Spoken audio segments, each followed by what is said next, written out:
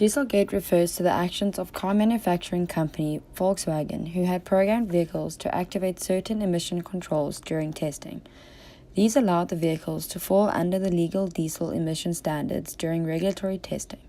In relation to Dieselgate, Stuart Braun released a piece, "As Dieselgate scandal widens, will Germany finally tackle transport emissions?" on the 19th of April 2019 in the Deutsche Welle, which is Germany's public international broadcaster. The piece aims to inform the public of past and present scandals, the effect of emissions on the EU sector, but more specifically, Germany's contribution to these emissions and what the future holds regarding the German transport companies. This piece directly relates to the word Umwelt, which means environment.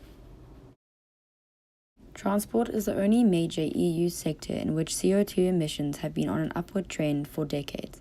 In Germany, too, transport sector emissions rose by 2.3% in 2017 and were 2% higher than in 1990.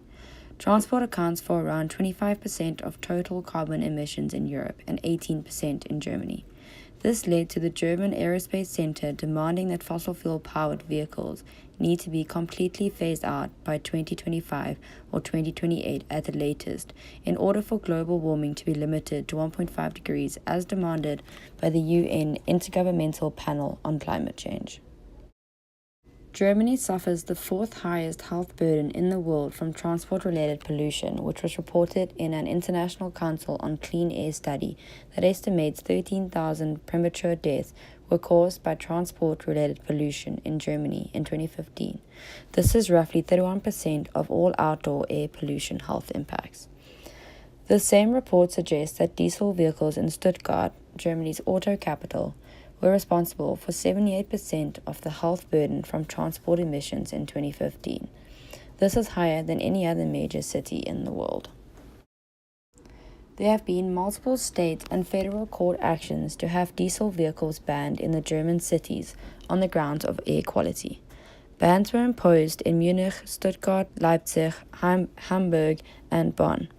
These bans were originally opposed by Chancellor Merkel herself, but then in February 2018, the top federal administrative court cleared for local courts to impose these restrictions to fight the diesel pollution.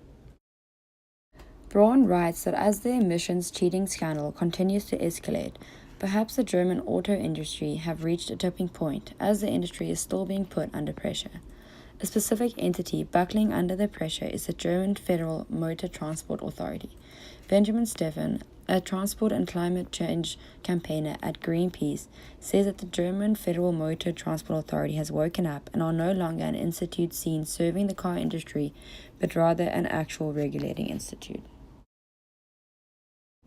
Volkswagen, pledging to become one of the world's largest EV producers and to phase out combustion engine vehicles completely by 2040, Stefan believes the industry is showing real signs of a paradigm shift.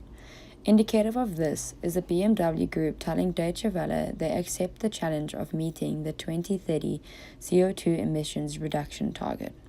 Similarly, Braun says the future looks electric as Mercedes-Benz announced a plan to offer the electric versions of all its models by 2022.